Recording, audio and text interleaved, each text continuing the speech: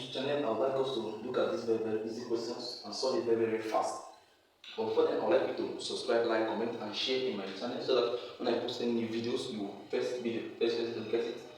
And I would like us to solve these questions. But before then, I'll give a brief introduction of indices here. So we have indices and laws of indices. So let's see the laws of indices. Indices, you don't need much of the theoretical part, but you just need to know the laws and understand them. So indices simply is gotten from the root word index, and it means expressing any problem with respect to powers without altering the initial problem that has been given to you. So you express it with respect to powers, you use powers to express it and use it to solve without altering the main idea of that question. So let's see how we can use this and solve the questions we are given. But let's understand these laws first. According to the law of indices, the first law, multiplication law, whenever two numbers are multiplying themselves and they have a power, whether the power is the same or different, you just take the base. As long as the base is the same, you take one of the base and add the power. Whatever the summation of the power gives you, raise it to the power of that base and you get your answer. It's still the same as finding out the result of this and the result of this and multiplying them. It's still the same according to the law of indices. Then for subtraction, division law, when you have the same base and either different or the same power, what you do is you will take one of the base and subtract what? The power. Then for this one here, called negative power law or inverse law, what you just do, it will be inverse. What we mean by inverse is normally n raised to power 2, n raised to power a. If I leave it over 1 here, I'm just making it look like a fraction. This is a normal form, I can leave it because it's actually a whole number. So all whole numbers are numerators actually when you put them over 1. So, but because of this sign of inverse, it will be opposite of this case. So that's why it's called inverse law or negative power law. Then here we have product law.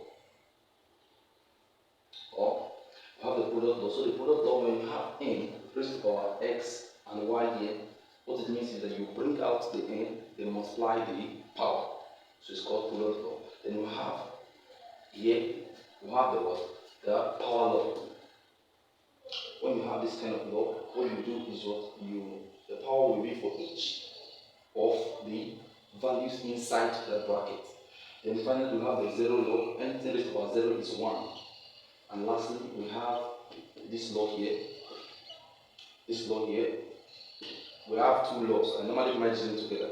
Here is called the fraction law. Then here we call it the root law. So anything raised to power half is square root. Raised to power 3, 1 over 3 is third root. Are you getting it? Then so on and so forth. We have fourth roots, fifth root, sixth root. Then if it is raised to power of this also is the fraction. That's why I said I like to match it. So if you raise to power 2 over 3, that's 2/3. It will be the numerator will be the power, while the denominator will be the what? The root. So that's it. So if it's raised to power any fraction, the denominator is the root, while the numerator is the power. So that's just the ideology here. Though they split it to have this one to be the what? The root law, and this one to be the what? Fraction power law. So now let's see these very examples here and use these laws to solve them. Now I have 1 or I 3 raised to power, let me make it 3 raised to power 2 times 3 raised to power 1 all over 27. So how do we solve this very question? We use the product law for here because there is the case of not the product law, actually the multiplication law. So what do? We take one of the base and add the power. So and here we'll use an ideology that I normally encourage anybody solving indices. And what is that? Always know the power of any base, the result of the power of any base. So that when they give you the base, when they give you that number, the result, you should know that it has to do with this base raised to power this. What I mean is that this is 27 now. This 27 is simply the result of 3 raised to power what? 3. So I already know that 3 raised to power 3 is giving you this. So I know the power of the 10 to the power of this base gives me what? 27. So always know like 2 raised to power 2, what does it give me? 2 raised to power 3, 2 raised to power 4, 5, 6. know some of those things to help you to solve it. So finally we have 3 raised to the power 3 all over 3 raised to the power 3. So everybody knows that that will give you 1 because anything divided exactly itself should give you 1. Or if you can still want to further break this down into using the laws, you can say since these two are dividing each other, that is over. So it will be 3 raised to the power 3 here, then take one of the base, you will subtract all the power. Since this is 3 raised to the power 3 divided by 3 raised to the power 3, so you take one of the 3, then subtract their power according to the division law. So still give you 3 raised to the power 0, which is T1. So I just broke that one down. So have II of the question. So this II is a bit more complicated. It's Jamb 1995. So let's see how we're going to be using the laws to solve this question. So here we have ET1 raised to the power 3 over 4 minus 27 raised to the power 1 over 3. 1 over 3 all over 3 times 2 raised to the power 3. So we'll be applying all the laws to solve this very question. Now let's see what we're going to do. Now let me advise you on how to approach any question like this that has a fraction power. Take note that the base is the root and the numerator is the power. That is, the denominator is the root and the numerator is the power. So I'll advise you to attack the denominator first because it's the root, so that it will bring down the number to a very simpler form for you to be able to know the answer of its power. What I mean is this. Let's watch what I'm going to be doing to this.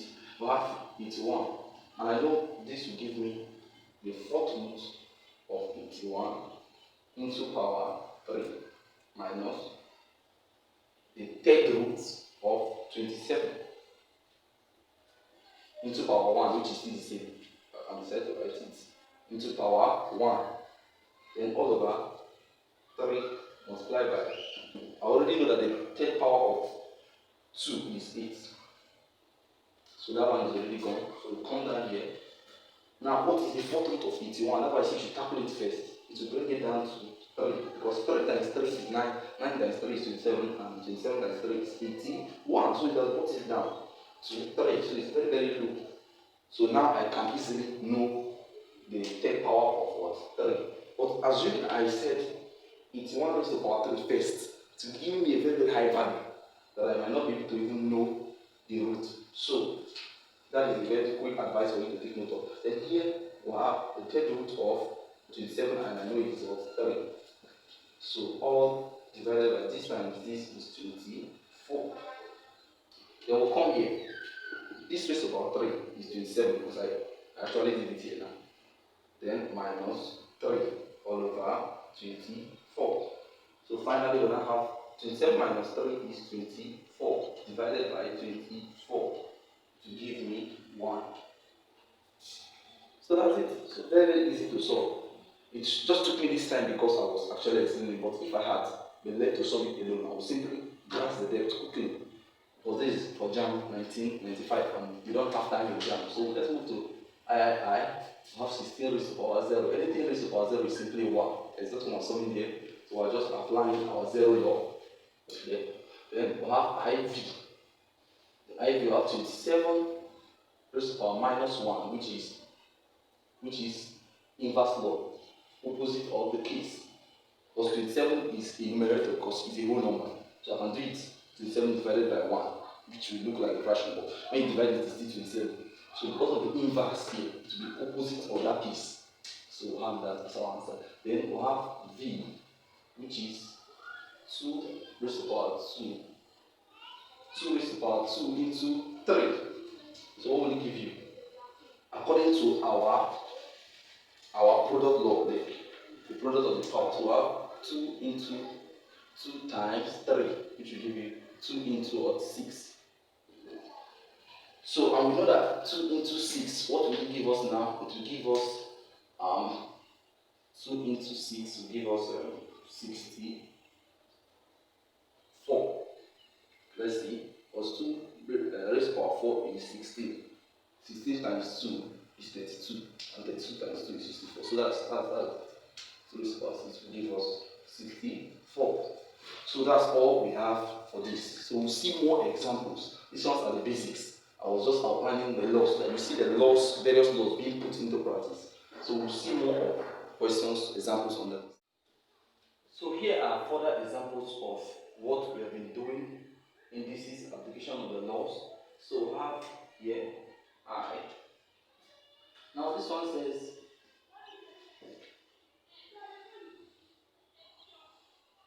third root of 64a raised to the power 3, then all into bracket. The 3 is here. That's the third root of 3e raised to the power 3. 3 is raised to the power is here. So then all into raised to the power minus 1. So how do we solve this now? We know that the third root of 64 is actually 4. Then the third root of e raised to the power 3 is a, because third root means what value will you times into 3 place to give you what is inside this place. The third root means will you multiply into 3 place to give you 64, or you multiply into 3 place to give you a raised to the power 3. And obviously any letter, what you multiply into any amount to give them is still them. So a, what you multiply into 3 place to give a raised to the power 3 is still e. So all this into inverse. That's raised to the power minus 1. So on the inverse or negative law, we'll have that the answer will now be 1 all over 4e. That's the final answer. Very, very simple. So that's very easy. So let's see the second question here. I, which is 16 raised to the power minus 2. They multiply by 4 raised to the power minus 1 over 2. They multiply by 1, 27 raised to the power 1 over 3. So that is that, raised to the power 1 over 3. So we know that from the inverse law, what this actually means is 1 all over, that's for the inverse law. Then 16 raised to the power half simply means square root. Then multiply by, then the second one also has the inverse all over 4 raised to the power half means square root. Then multiply by this one, that one does not actually have inverse. So what we just mean is third root of 27. So from this, what we'll do is square root of 16 is 2. No, square root of 16 is 4. Then multiply by 1 all over 2. Then multiply by 3. So that's it. So 1 over 4 multiplied by 1 over 2 multiplied by 3, because this one does not have an inverse sign. So what is our final answer? It will be 3 over 8. Very simple. 3 over 8. So when you check your Jamb 2008, you will find this very well question there. And the answer is 3 over 8. So let's go for the next one. Then the next one is which is 25 into 2 over 3, then divided by 25 into 1 over 6, all over 1 over 5 into minus 7 over 6, then multiply by 1 over 5 into 1 over 6 raised to the power 1 over 6, then equals to. Now how do we solve this? We'll apply all the laws, division, having power. So that goes for the division law. So, but if you try to make a mistake of saying to resolve this by your fraction power law, resolve this and then divide it, it will give you tough time, because the number will be very cumbersome. But if you raise this one to the power of 2, it will give you 625, and the third root of 625, it I'm not very sure they have anything like 10 to the power of 65. So that is a whole number. So what do? We use the log. So 25 is the same here. So take 1 over 25, then subtract their power. That is 2 over 3. 2 over 3 minus 1 over 6. So I'm saying this so that you see it was very tiny. Then 2 over 3 minus 1 over 6. Then for here, we'll take 1 over 5. 1 over 5. For this place, there is an inverse. But for this place, there is no inverse. So that is it. For this place, there is an inverse, and for this other place, there is actually no inverse. So there are a couple of things in which you can do here. There are a couple of things in which you can do here. This inverse will change the value of this. It will change the value of this. Instead of 1 over 5, it will be 5. But since they are the same, let me just take one of them, then minus 7 over 6 plus 1 over 6. Let's do it that way. So finally, for this one, we'll have 25. Then the LCM of the denominator is 6. 3 over and 6. What the LCM is 6. Then 6 divided by this is 2. 2 times 2 is 4. Then this divided by this, 6 divided by 6 is 1. 1 times 1 is 1 minus 1. So all over, therefore here we have 1 over 5 into the LCM is still 6. Then divided by 6 divided by 6 is 1 times this is give minus 7 plus this divided by 6 divided by 6, 1 times 1 is still 1. So what we have finally, we have 25 raised to power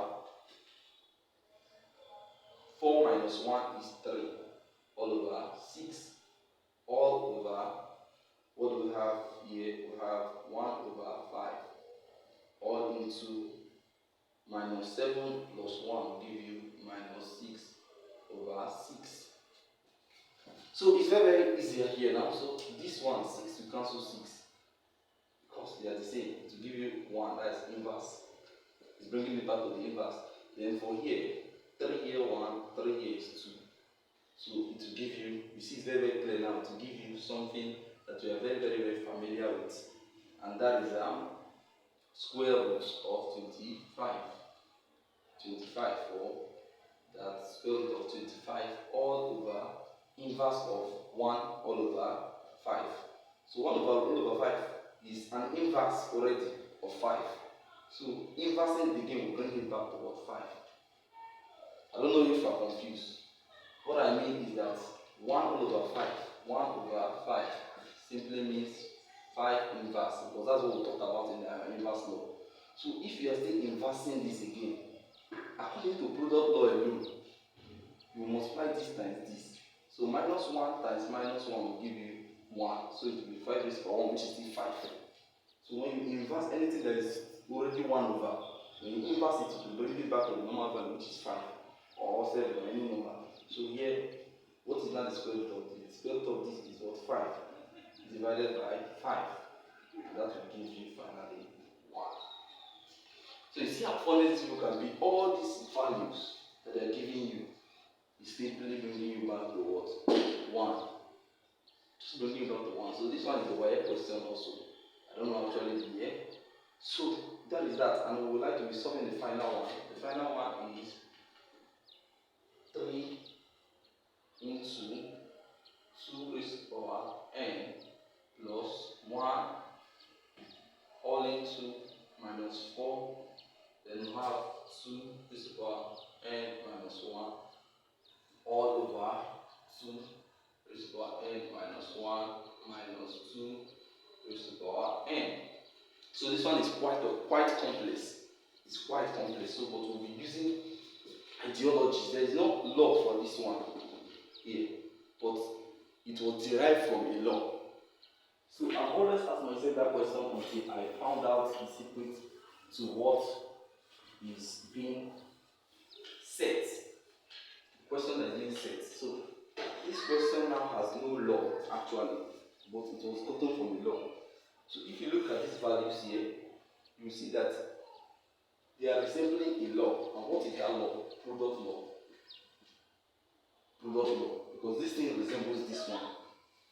And where they got this one was from this very place. So what we're going to be doing is that we're going to be bringing this thing back to this one.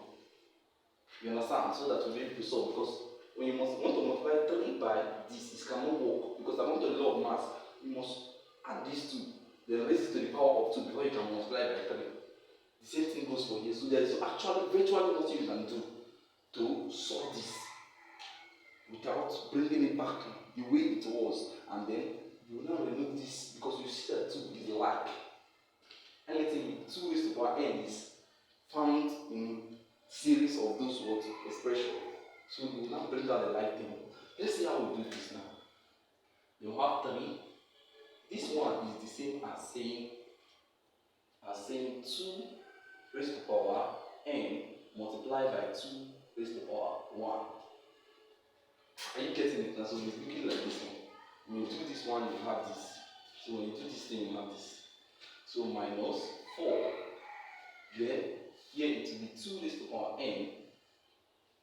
You understand? Then multiply by 2 raised to the power minus 1. That is the value. Then under here we have 2 raised to the power n. This one is actually plus. I made a mistake. The question is supposed to be plus. So 2 raised to the power n, if you go to the question, is a Jamb question, then you will find out that it is supposed to be what actually plus. Then multiply by 2 raised to the power what 1. Then minus 2 raised to the power what n. So this is what you will do. So when you see this very stuff here now, it will now bring it down to the next step of how to get the question. And how do you get what we just did here now? This is the same thing as saying 3 multiplied by, because the bracket is multiplication, 2 raised to the power n multiplied by 2 raised to the power 1, then minus 4 multiplied by 2 raised to the power n multiplied by 2 raised to the power minus 1, all over 2 raised to the power n multiplied by 2 raised to the power 1 minus 2 raised to the power n. So what do you do now? You will do something very tricky. And what is that? This one makes this thing to look like our factorization. And we all know that in our factorization we bring out the like term. What is the like term between these two? Is 2 raised to the power n. Bringing it out, it will remain 3 times what? 2 raised to the power 1 into that bracket. So then minus 4 multiplied by 2 raised to the power minus 1. So that's it. So when you use this one to multiply through these 2 places, you will still have all what you have here. And you used to multiply this, you have this. You used to multiply this, you have this.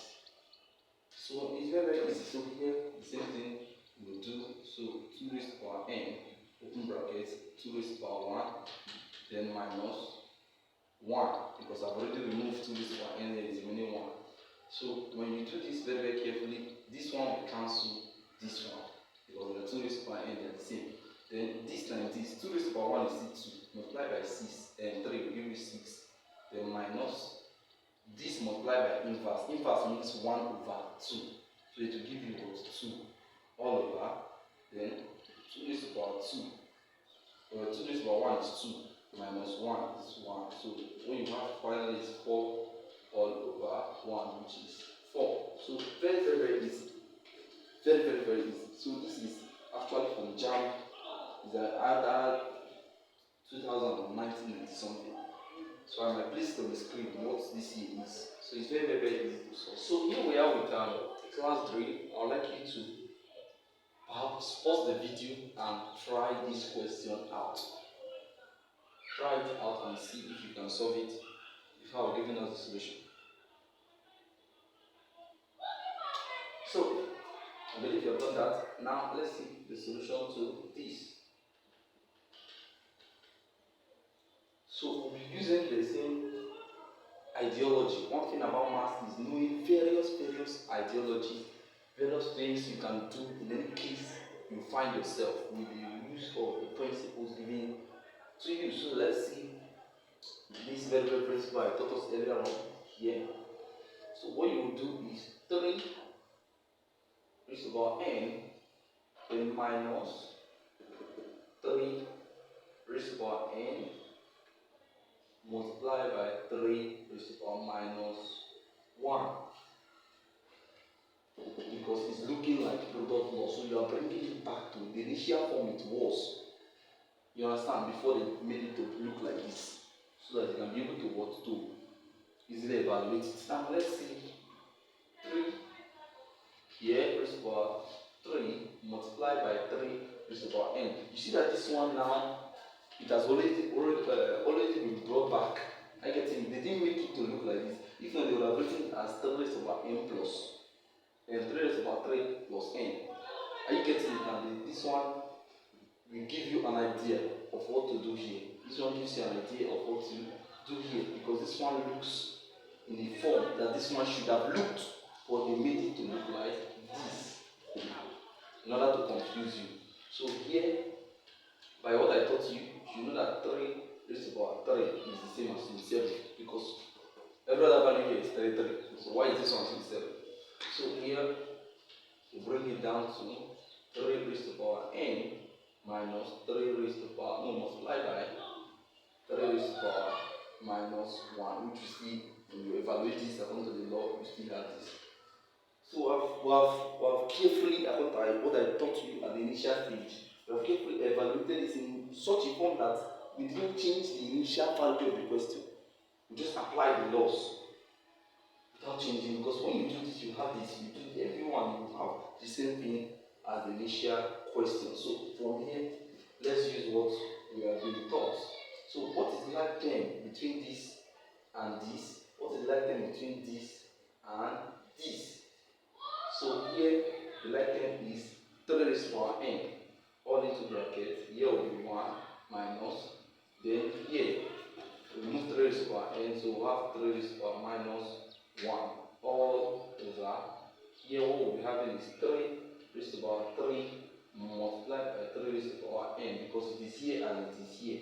So all into bracket. Here will be 1 minus, here 3 raised to the power 3, okay. Here will be only 3 raised to the power minus 1. That will be remaining. So we'll remove 3 raised to the power n from these two. Remove it from here. Divide it by this, you have 1.